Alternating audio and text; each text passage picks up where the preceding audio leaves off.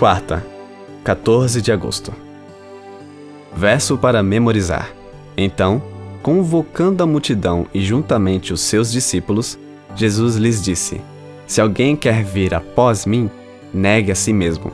Tome a sua cruz e siga-me. Marcos 8:34. Quem é o maior? Ouça Marcos 9:30-41. E tendo saído dali, passaram pela Galileia, e Jesus não queria que ninguém o soubesse, porque ensinava os seus discípulos e lhes dizia: O Filho do Homem será entregue nas mãos dos homens, e estes o matarão. Mas, 3 dias depois da sua morte, ressuscitará. Eles, porém, não compreendiam isto e tinham medo de perguntar. Chegaram então a Cafarnaum.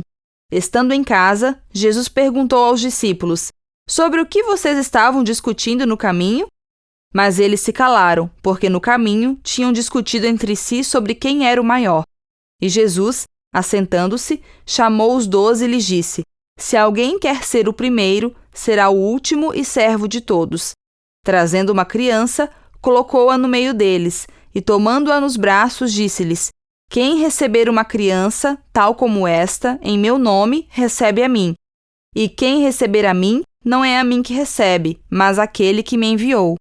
João disse a Jesus: Mestre, vimos um homem que expulsava demônios em seu nome, mas nós o proibimos de fazer isso, porque não nos seguia. Mas Jesus respondeu: Não o proíbam, porque não há ninguém que faça milagre em meu nome e, logo a seguir, possa falar mal de mim. Pois quem não é contra nós é a favor de nós. Pois aquele que lhes der de beber um copo de água em meu nome, porque vocês são de Cristo, em verdade lhes digo que de modo nenhum perderá a sua recompensa. Pergunta 4.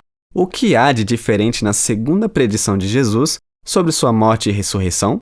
Sobre o que os discípulos discutiam e que instrução Jesus lhes deu?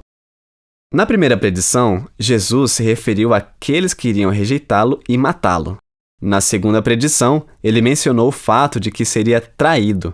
O traidor não foi apontado naquele momento, mas o leitor já sabe quem é, porque Judas já tinha sido identificado.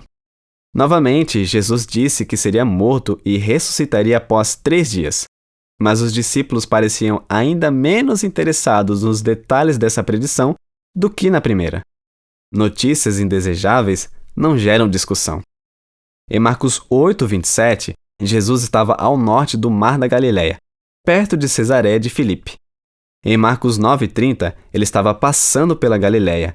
E em Marcos 9:33, ele entrou em Cafarnaum. Assim, percebemos que Jesus viajou do norte para o sul. No entanto, em algum momento da jornada, os 12 discípulos haviam ficado para trás. Em casa, ele perguntou o que tinham discutido no caminho.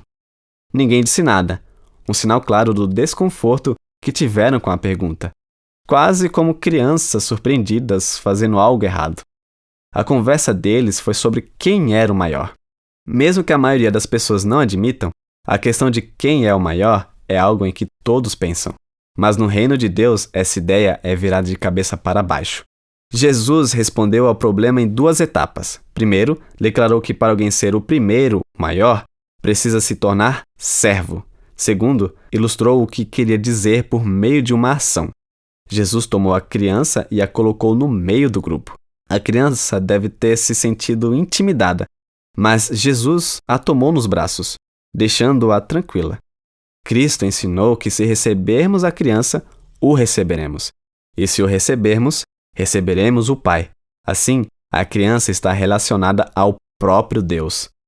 João fez uma pergunta sobre os de fora, e Jesus ensinou a lição de que aqueles que não estão contra nós, estão a favor de nós. O Senhor declarou que ajudar os que estão no serviço cristão, mesmo em pequenas coisas, não passa despercebido no céu. A ideia bíblica de grandeza é diferente da ideia do mundo? Qual das duas você busca?